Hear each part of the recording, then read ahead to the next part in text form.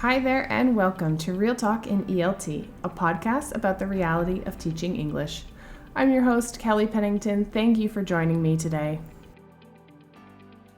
Hello, and welcome back to another episode of Real Talk in ELT. I am here by myself today, and there's a reason, I promise. But three things happened to me recently, this past 10 days, which motivated the episode today. First thing that happened, I was in a training session and I listened to another tutor saying, how do you justify your salary as a teacher? Great question.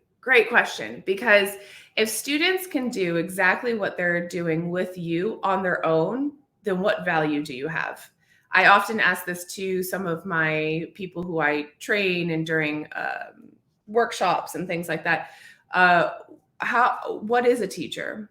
How would you define yourself as a teacher? And I often think of myself as an educational service provider. I'm providing a service. So if that service doesn't have quality or value, or if somebody else is offering a better service than me, then I'm going to lose my clients, which are my students. The second thing that happened was I am involved in multiple teacher groups and WhatsApp groups and things like that. And in one of the groups, there was this discussion that I didn't engage in, but I could see it like rolling through my feed, where a teacher had asked, and I don't know who it was. To be honest, I didn't even really open it. You know, when you click and you just kind of open and you just go to the end because it was something that you're not interested in participating in. That was the scenario here. But I did kind of get the gist of what was going on. So a teacher had asked for suggestions for free lesson plans and materials online. Listen, I love a free lesson plan. I'm a materials collector. I think it's great. I love having lots of materials. I think especially when you see things that are developed by other people, you get different perspectives, you get different focuses. The content is interesting because obviously people are unique and interesting and have their own take on things. So the question about, oh goodness, can we have more free lesson plans? That's not the problem. What happened was there was about 10 or 12 suggestions of, the typical online sites that offer free lesson plans, like Lingua House, ESL Brains, blah, blah, blah, the whole list where everybody goes to when you just need a quick lesson plan about something specific and you don't have time to prepare it, or maybe you're not creative that day, whatever. I've used them. Everybody uses them. I'm not demonizing that. But what happened was the person responded and said, I've used all of the free lesson plans on all of these sites. It looks like I'm going to have to go and find, I'm going to have to pay for something at this point. So then I got to thinking, okay, so then, it was the comment, like, how do you justify your salary? It was, oh gosh, I've used all the free stuff. And the third thing that happened, was I was doing a lesson observation, and the lesson was fine. It wasn't like an amazing lesson, but it also wasn't terrible. It was just kind of, okay. It I guess achieved lesson aims. So yeah, fine. But the teacher was like machine gun hammering activity after activity with the students. And the students were engaged. They liked it, but it was all about, using technology and like these cool, flashy, fun things, and everybody speaking and, interactive. And that, listen, that has its purpose. I get it. But there was probably like, I don't know, 6 or 7 activities in like a 45-minute session, more or less. And, I didn't really get it because, and this is just my perspective. I don't think that the lesson was bad, but I just don't know if I really understood what was the purpose of having all of those activities, because they didn't really support the main aim of the lesson. So, okay. Do you know what I mean? So I had these 3 things happen to me this week, sorry. And then I realized, I was like, well, I think we have to kind of go back and think about the role of the teacher in the classroom.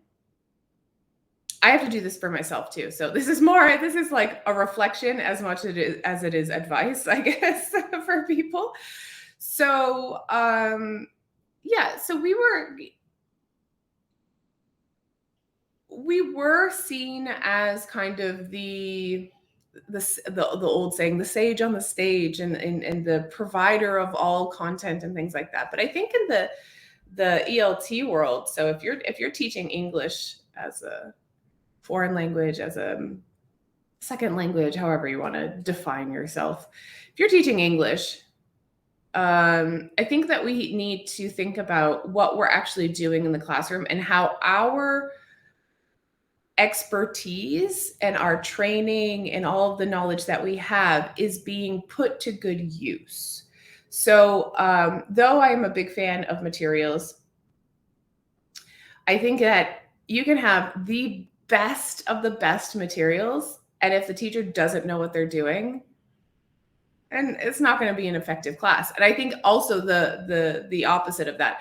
I think you can actually give a teacher zero materials, and a really good teacher will know how to make an engaging and effective lesson with nothing. So I think that materials are an important component. Obviously, we need to have content within the lessons, whether it comes from printed materials because it's the institution's, materials that you need to use, or whether it's from authentic materials that you've found and want to include in the classroom, or bespoke materials that you've created yourself, custom made for a specific scenario.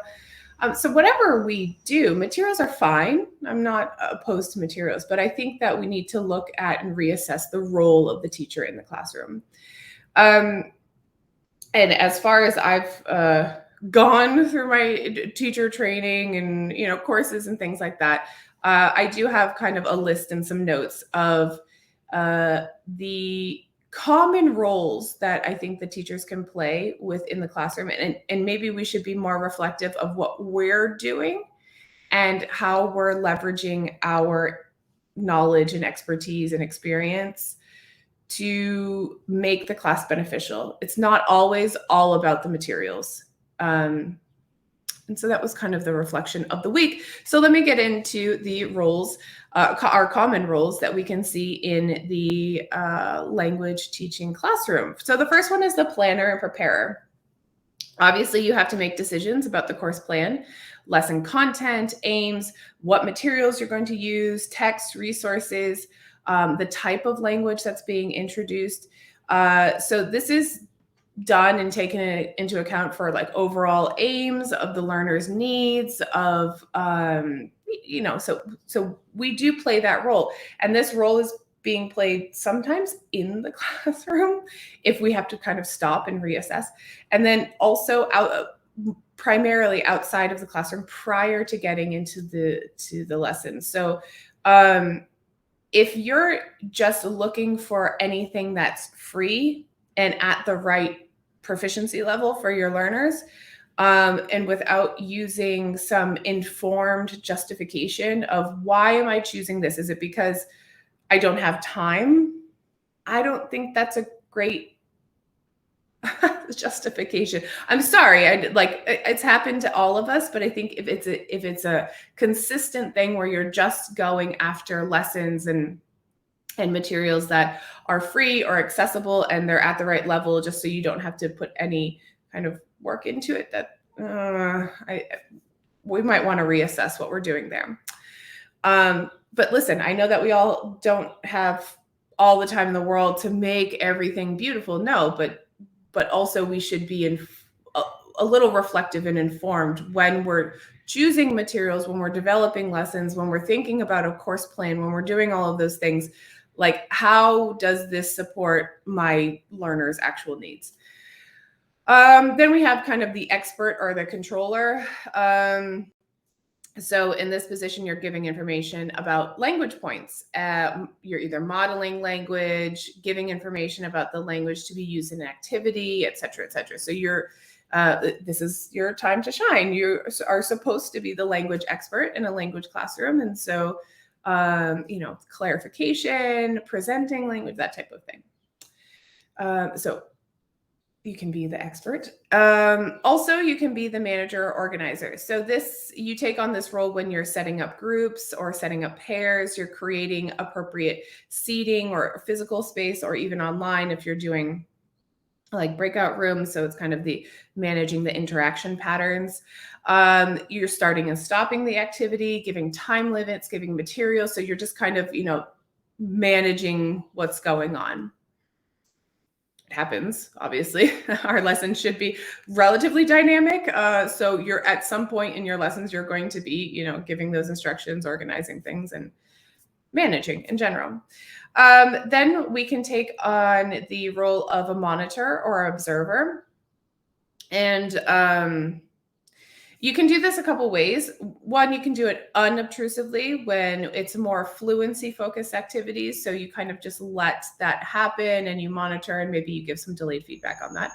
Or you can be more proactive when you're, this is my opinion.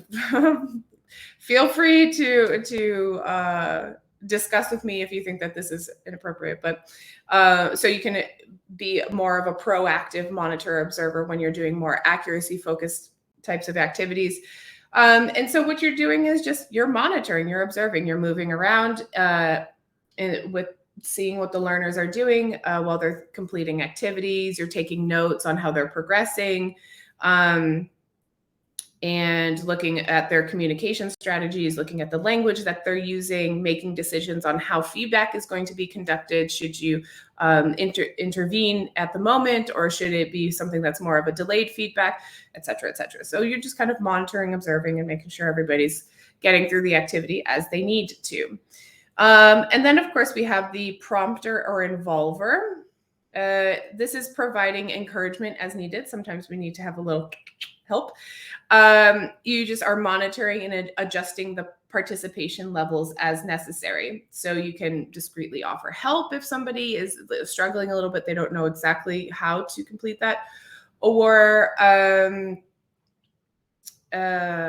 give some input of the activity if you see that it's kind of required with some of the learners. So, okay, so you're kind of prompting, involving yourself as minimally as possible so that they're proactively doing the activities. One thing that happens online, and you have to kind of take this role, is when you put students into breakout rooms and it's crickets in there. And so usually you have to say, oh, okay, so who's sharing their screen? Who has the screenshot? Who's does everybody have the thing open? Blah, blah, blah, blah. What part? So, you just kind of are trying to get them more involved. Another role that you can take is the assessor or diagnostician. So this is when you provide feedback on the language used, correcting or reformulating the language, giving feedback on task achievement, and identifying reasons for errors or blocks. Now, I did make a video of an episode of where was it? Oh, it was a video about lesson observation that I was doing with CELTA. And yeah, feedback is important. I'll probably do another episode on feedback, to be honest, but we have to be careful about the type of feedback, the delivery method of the feedback, the quantity of the feedback during our lessons, because mistakes are good things. Mistakes mean that people are kind of moving out of their comfort zone and trying to improve and integrate new language features and strategies and everything else into their language. So mistakes are good things. But what we do with the mistakes and what we do with the positive language examples and models that are produced is really important. So we have to think about that as teachers, not necessarily, oh gosh, they're making mistakes. Good, they're making mistakes. Now, what are you going to do with it? How are you going to earn your salary about that?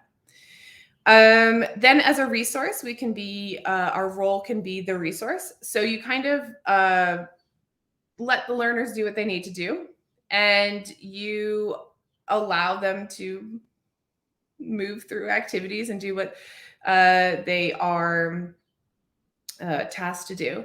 But you are utilized to answer questions about language or possibly give guidance on how to complete a task, etc., or where to find additional information.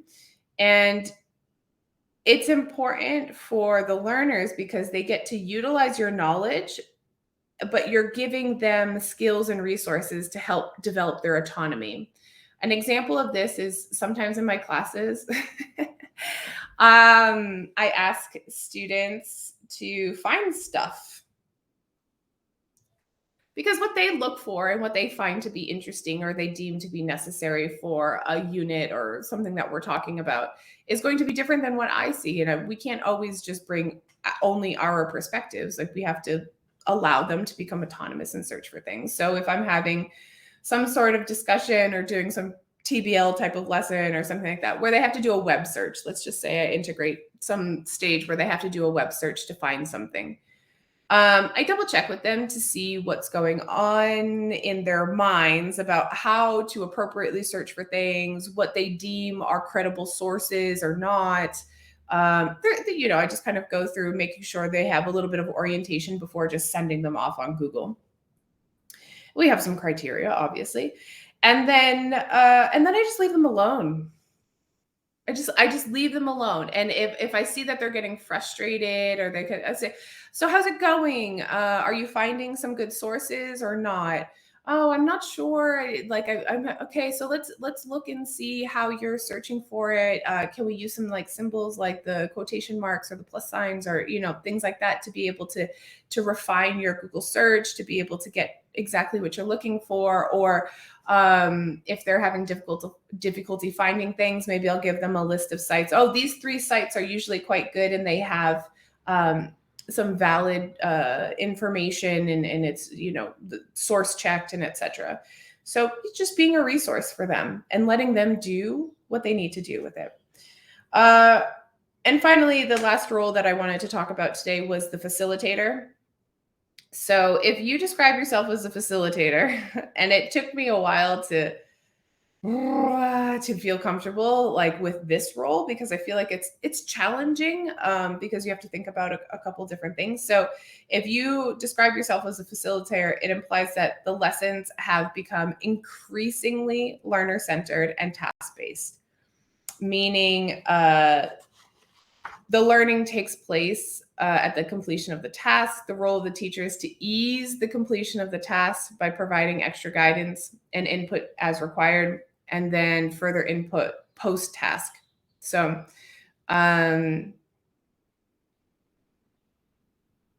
this is. I mean, if you really know what a task is, if you really know what like task-based learning is, and the way that you've just designed your tasks and activities in classes is very learner centered and it's very hands off for you. So then you're more of a facilitator. But I think that this is a challenging one for some people.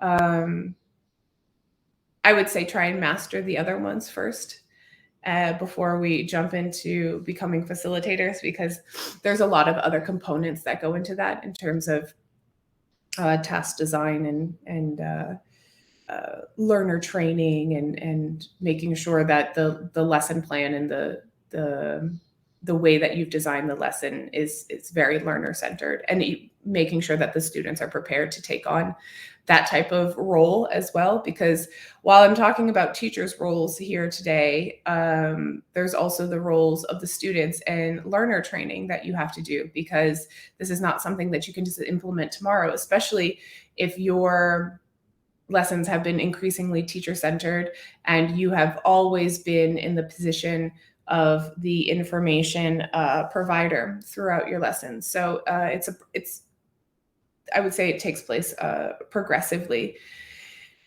So those are my thoughts on the role of the teacher. And I think that this is one point that we can look at when we start to justify our salaries and why people should pay us. What are we doing in the classroom? How are we leveraging our knowledge and expertise and experience to facilitate the learning process. And I'm not trying to demonize looking for free materials or using materials in the classroom. That's not it. But I think that materials are fine. It's just what you do with the materials, which justifies your salary in the classroom. So, yeah, that's it for today. There's a couple of things that obviously I'd like to go into, kind of breaking off of this in terms of feedback and looking at actually looking at materials and talking about materials, talking about assessment and how to do that appropriately. So yeah, there might be follow-ups to this. I'm not sure yet, but yes. So think about what you're actually doing, not necessarily how fun your activities are or how beautiful the new materials are and how many free lessons you have. And let's start thinking about like what you're doing as a professional. So I think that would be my take on answering that question of how do you justify your salary? It's everything that I do that you can't find in books, that you can't find with other teachers, that you cannot find through materials and self-study. Those are all the things that give me and my services value. So what gives your service value, I guess, is the question. And that's it for today. I will see everybody soon. Ready to join the conversation? Head on over to Instagram at Real Talk and ELT Pod or at Kelly Pennington ELT and send me a message. That's it for me. Take care of yourself, your health, your vibe, and your tribe. Until next time.